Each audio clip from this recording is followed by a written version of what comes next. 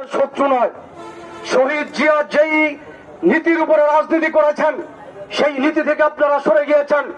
শহীদ জিয়ার রাজনীতির অন্যতম একটা হাতিয়ার ছিল ওলামায়ে কেরাম, পীর মাশায়েখ ইসলামী মূল্যবোধকে সে ধারণ করেছিল, যার কারণে মেজরিটি ওলামায়ে কেরাম বিএনপিকে সমর্থন করত।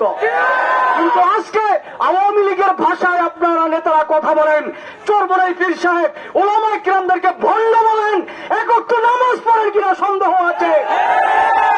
সাবধান হয়ে যান। আওয়ামী লীগের ভাষায় কথা বললে দেশের মানুষ আর খায় না। আওয়ামী লীগের অস্ত্রকে ভয় পায় নাই, মিলিটারিকে ভয় পায় নাই, পুলিশের গুলিকে ভয় পায় নাই। সুতরাং এই দেশের মুসলমান ইমানদার তাওহীদের জনতা কাউকে ভয় পায় না। কি আমরা ভয় পাই? তবে শুকরিয়ার বিষয় আছে, বলবো।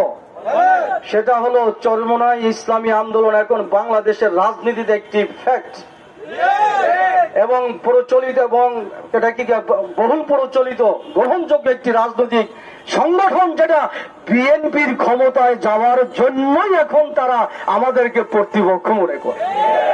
এই জন্য আপনারা খুশি তো? তারা যারা খুশি দেখি তো, এটাই আমাদের সফলতা, এটাই আমাদের সফলতা। আজকে বিএনপি ইসলামী আন্দোলনকে ক্ষমতায় যাওয়ার জন্য প্রতিপক্ষ মনে করে আমরা প্রতিপক্ষ লড়াই করে এই মাঠে বিজয়ের জন্য কারা কারা প্রস্তুত আছেন? খুশির সংবাদ হলো ওলামায়ে কেরাম ইসলামী দল ইতিমধ্যে পীর সাহেব চরমনাইয়ের এক বাক্স নীতিতে সাড়া দিয়ে আমরা আগামী নির্বাচনে একটা বাক্স নিয়ে আসবো ইনশাআল্লাহ।